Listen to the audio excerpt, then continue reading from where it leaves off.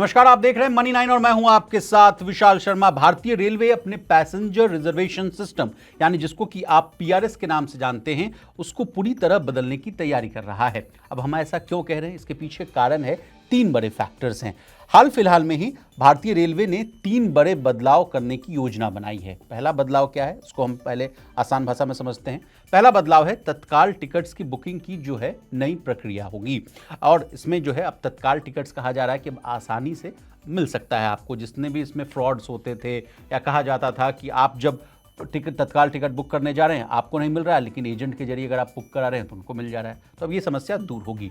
दूसरा कहा जा रहा है कि जो चार्ट तैयार करने की जो समय सीमा है उसमें बढ़ोतरी करने की बात कही जा रही है। यानी पहले एडवांस चार्ट प्रिपरेशन हो जाएगा, यानी बहुत पहले 2 घंटे के आसपास 4 घंटे के आसपास वाला जो मामला था वो अब बढ़कर क्या बढ़ता है वो मैं आपको आगे डिटेल जानकारी दूंगा। और तीसरा बड़ा फैक्टर है वो कहा जा रहा है कि पैसेंजर रिजर्वेशन सिस्टम जो है उसको अपग्रेड किया जाएगा। यानी 3 बड़े फैक्टर्स हो गए, एक जो तत्काल बुकिंग वाला हो गया, दूसरा क्या है, दूसरा है कि जो चार्ट जो प्रिपेयर होगा वो वाला मामला है, और तीसरा क्या है कि पैसेंजर रिजर्वेशन जो सिस्टम है उसको अपग्रेड किया जाएगा।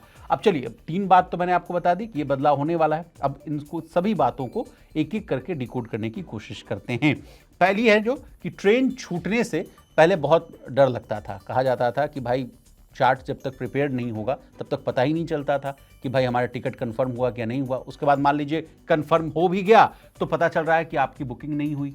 मान लीजिए आपकी जो वेटिंग लिस्ट में है टिकट वो वेटिंग लिस्ट में ही रह गई, आप सफ़र कर नहीं सकते हैं, तब उसके बड़े दिक्कत होते थे। तो अब ईटी की रिपोर्ट के अनुसार कहा जा रहा है कि रेलवे ने ट्रेन के चलने से, यानी जो ट्रेन का जो डिपार्चर का समय है उससे 8 घंटे पहले जो है चार्ट तैयार करने पर विचार कर रहा है।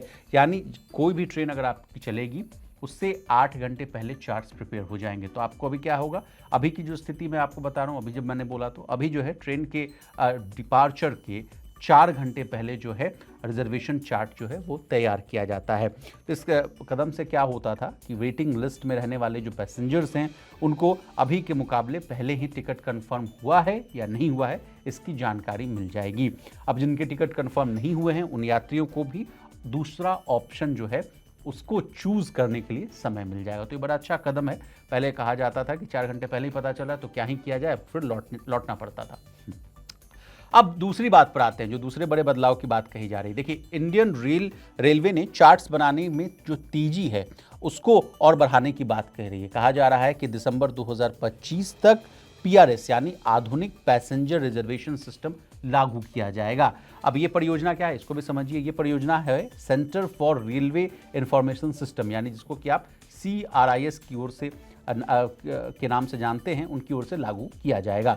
अब देखिए, इसके बाद आप, ये थोड़ा जटिल मुद्दा है, आप समझेंगे कि इस फैसले के बाद क्या होगा। तो देखिए, नए पैसेंजर रिजर्वेशन सिस्टम के पास क्या होगा कि हर मिनट में 1.5 लाख से ज़्यादा टिकट बुकिंग करने की क्षमता होगी। अब आप कहेंगे कि 1.5 लाख की क्षमता होगी तो अभी क्या है, तो अभी का जो ताज़ा अपडेट है वो है कि 32,000 टिकट जो है प्रति मिनट की क्षमता अभी है। तो यानी 32,000 टिकट प्रति मिनट से अगर ये बढ़कर 1.5 लाख होती है तो करीबन इसकी जो क्षमता है, इसकी जो कैपेसिटी है उसमें 5 गुना की वृद्धि हो सकती है।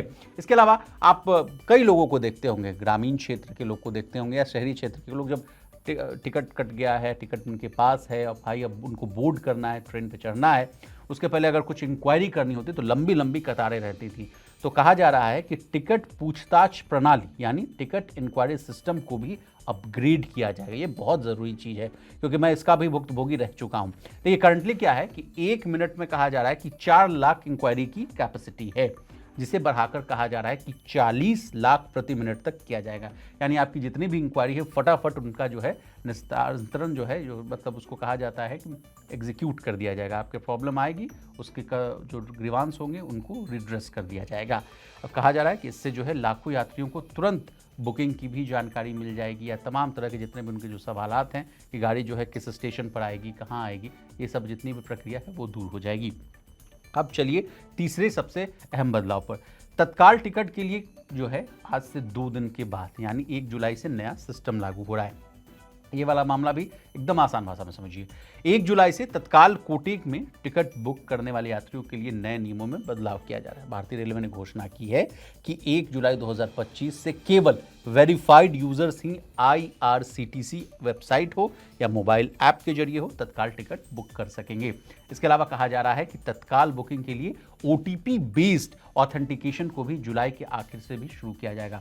अब OTP बेस्ड आधार वाला मामला समझिए, जैसे आपके पास आधार कार्ड होगा, अगर आप तत्काल टिकट बुक करेंगे तो उस बुकिंग के बाद तुरंत आपके आधार से जो इनेबल्ड होगा आपका मोबाइल नंबर, उस पर जो है आधार OTP आएगा।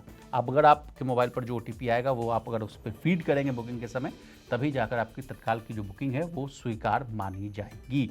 इसी बीच रेल मंत्री जो है अश्विनी वैष्णव ने कहा है कि अधिकारियों को भी तत्काल जो है रिजर्वेशन के लिए ऑथेंटिकेशन जो प्रक्रिया है उसको विस्तार यानी बहुत जल्दी उसको अमली जामा पहनाने का निर्देश दिया है।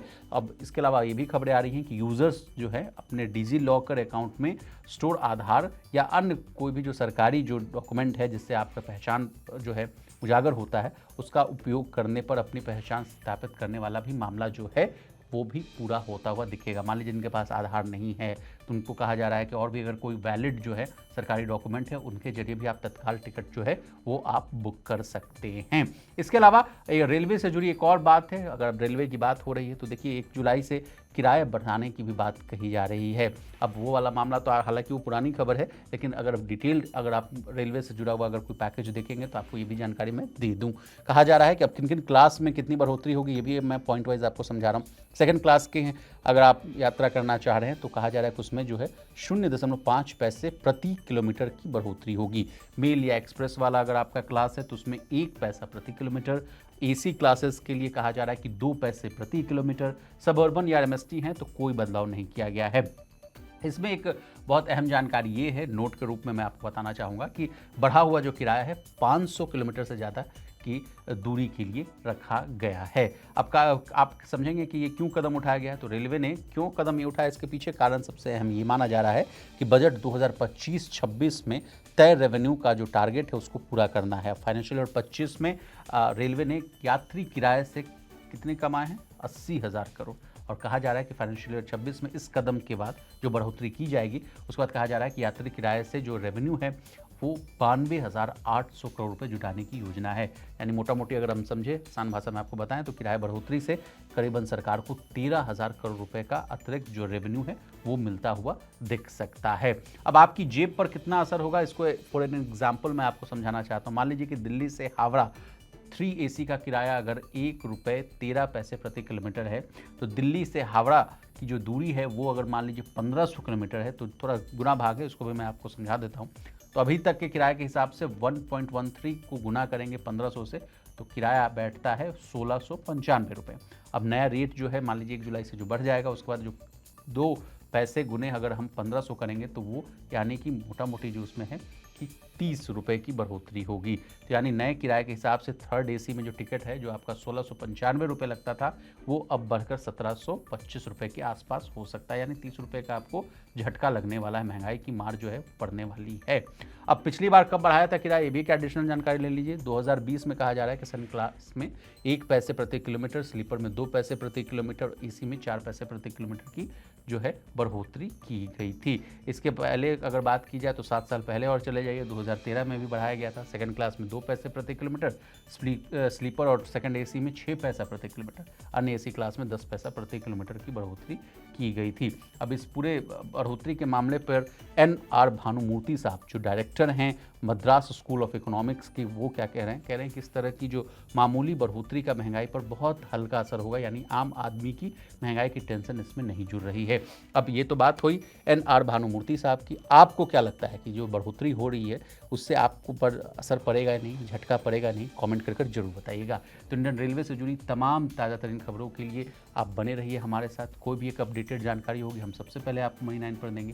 तो इसी तरह देश, दुनिया और बिजनेस जगत से जुड़ी तमाम ताज़ा तरीन खबरों के लिए बने रहिए हमारे साथ और देखते रहिए मनी 9। मनी 9 लाया है मेंबरशिप प्रोग्राम मनी 9 प्राइम। अब आपके दिमाग में कई सारे सवाल होंगे, मसलन आखिर क्या है ये मनी 9 प्राइम, आपके लिए यानी दर्शकों के लिए इसके क्या फायदे हैं, और एक बड़ा सवाल ये कि मनी 9 प्राइम से आखिर जुड़ना कैसे है। तो इसकी पूरी जानकारी हम आपको देने जा रहे हैं। मनी 9 प्राइम में 3 प्लान होंगे, इकोनॉमी, स्टैंडर्ड और VIP। तो फटाफट ज्वाइन कीजिए YouTube पर मनी 9 प्राइम। ज्वाइन करने के लिए मनी9 के YouTube पेज पर जाइए। होम पेज पर मिलेगा ज्वाइन बटन, इसे क्लिक करें, अपनी पसंद का प्लान चुनें और बस हो गया। अब आप रहेंगे सबसे आगे।